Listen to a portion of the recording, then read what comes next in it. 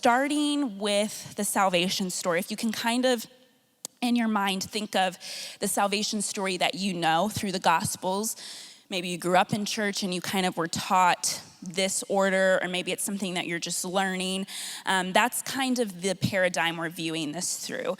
So we start with creation. So in the secular salvation story, creation is the beginning of true self and authentic identity. True self, authentic identity. What does that mean? This is who you are in your fullest and purest form.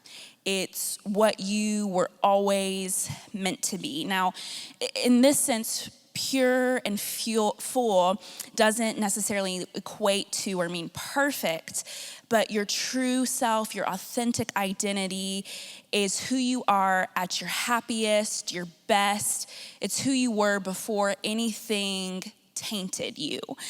So creation, we see that in the beginning with the secular salvation story. We move down to the fall. The fall in this paradigm, in this narrative, is trauma, tradition, commitment. Trauma, tradition, and commitment. So we've started off as our true, pure, authentic selves, and then the fall is something bad has happened to us. It is a trauma that maybe you experienced in life, in your family, in your community, tradition, something, or commitment. Something was placed on you, something was given to you that maybe you didn't really want, but you didn't have a choice based on your community, based on where you lived. Some sort of life incident that essentially messed up who your authentic and true self is. So that is what we would consider the fall. So when you think of the biblical narrative, I don't want to jump ahead, but just to kind of give context, with creation, you think of in the beginning, God created the heavens and earth, so you have the creation story. And then when you're thinking of the fall, you're thinking of the garden, Adam and Eve sinning against God. But in the secular narrative where there is no biblical base, you have creation is creating your pure, fullest self. The fall being something has come against you, whether that is a traumatic thing, an evil thing, or just something that you didn't enjoy that has messed that perfect self up. So then we move to sin. In the secular salvation story, sin is anything that makes us unhappy or uncomfortable. Anything that makes us unhappy or uncomfortable. So from a biblical standpoint, we would say that sin is anything that we are doing or participating in that is against the character of God, against the word of God, against the things, the commands, and the spirit that God has put on us. But in this narrative is actually anything that makes us unhappy, uncomfortable. That can feel like a big ouch because I think a lot of times it's very easy for sin to be confused as that, something that we don't like, something that someone has done to offend us. And the reality is that sin can a lot of times make us unhappy or uncomfortable. So it's very easy to have these things disguised. But the main objective in this secular salvation story is not that sin is an offense that we are committing. Rather, it is only offenses that have been committed towards us. So that's a big distinguisher. Then we move to salvation, which is the next point. And this is rediscovering our authentic selves. Rediscovering our authentic selves. So essentially, salvation is getting back to our true, authentic identities. It's getting back to the creation piece, to what happened before sin, before the fall, getting back to who we truly are. And I think a big way that we can see this in our culture is, if you have seen this before, heard these types of statements, they're very much, I don't believe we have a culture that is quote unquote unspiritual. At least what I feel like I'm seeing is we have a culture that is almost more spiritual than it has ever been before. But it is on this quest to find our identity, to find authenticity, to find peace, to find fulfillment. But none of those things are rooted in stability. It's all rooted in emotion and encounters and things that we can conjure up. And so the salvation story that is being played is, this is who my authentic, inner child was. All of these bad things have happened to me, and true salvation is getting back to who I was before those things happened to me, which sounds so good. And it sounds like overcoming our trauma, overcoming, sin and all of these terrible things is great. However, the one hindrance is that it's impossible to erase sin and trauma from our lives and the effects that it has on us. And so in the secular salvation story, the ways to combat that, the next one is holiness. So holiness in this story means authenticity and freedom. That word authenticity is a big word that comes back up in this. Authenticity and freedom is holiness. So being who you really are, owning your truth, and walking in freedom, which this freedom is basically not being bound by any system, any rules, anything that tells you no, anything that leads you in a direction that you don't want to go on is a hindrance of your freedom.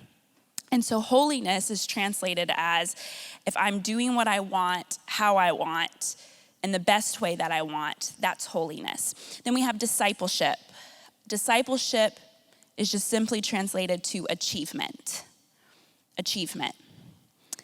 How good of a job can I do at obtaining the things I want, obtaining the status that I want, the accolades that I want, even just the peace of mind that I want? That is a lifetime of achieving things. And then our last point in this is eschatology, which eschatology is essentially the theology of heaven and of the new earth. What happens when all of this is done is what eschatology means. And for the secular salvation story, that equates to pleasure and happiness. So the end goal of life and of this crazy world we live is to have obtained pleasure and happiness. A false sense of peace, a sense of I have everything that I want, I have everything that I could need. I'm satisfied, I'm happy, I feel good.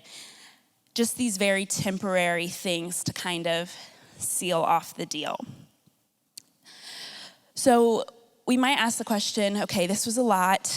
Why is this important? Why do these definitions matter? I believe that understanding the secular narrative can really equip the church to navigate the constant shifts and discord in our culture. We need, as people, we use words, we communicate through language. We need language in order to navigate the things that are around us. And I think sometimes as the church, as ministry leaders, as people in the workplace, it's really easy to get I don't know if confused is the word, but confused or even discouraged about what we're seeing happening in our culture. I feel like that's such a hot topic, like, oh, there's culture wars and our culture is, going up in flames. It's really easy to get distracted by that. But what happens is we miss the actual people, the actual humans that are behind all of this. And we don't know how to navigate people. We don't know how to navigate people that don't believe the things that we do, that aren't in a constant rhythm of church and community and worship. And I don't know, for me, without this language, it can be pretty frustrating to try to navigate, okay, how do I minister to this person? How do I build a relationship with this person when I'm kind of trying to navigate how to even get into their world, how to even understand what is driving them, what is making them think the way they think, what is making them make the decisions the way that they make. And I think having this language, it really equips us to navigate this. It equips us to understand people better, to understand the world better, and not from a sense of, okay, this person is really lost, this person is really messed up, I just need to tell them about Jesus. That can work sometimes, but I think often when we come in with that approach, it can make people feel judged, it can make them feel pushed away. But when you really understand someone's story and you understand the narrative that they are living out, I think it shifts something. And I think it gives us more leverage and more equipping to be able to navigate these things in a healthier way, in a more holistic way. I think also understanding these narratives can help us see how, in ways, we've maybe taken this narrative on as our own. Because the reality is that a lot of these things sound really good, and they can even sound really close to the kingdom narrative that we're going to be breaking down. It's really easy to let these things creep into our own worldview and to start to shape them. So, achievement.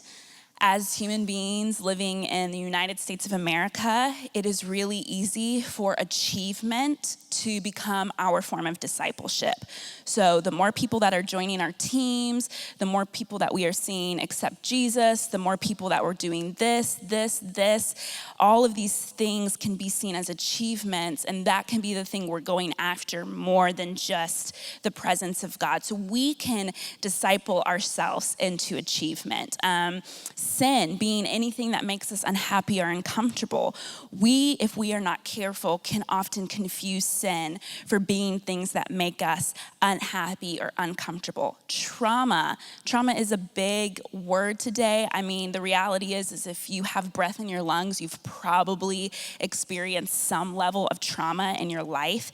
And what can happen as followers of Jesus, we can kind of adopt this narrative that our trauma is who we are and shapes our whole existence and being, and then our life mission and purpose becomes to defeat that trauma and come out of it. When Jesus does do that, and there is a lot of healing that comes through following Jesus in trauma, but it can become the very story through which we tell our lives. And so I believe that each of us can be better prepared to walk effectively in our ministry, our discipleship, and our relationships when we really grasp this narrative. So in order to kind of compare this narrative to see the similarities and the difference, I want to talk about the kingdom story.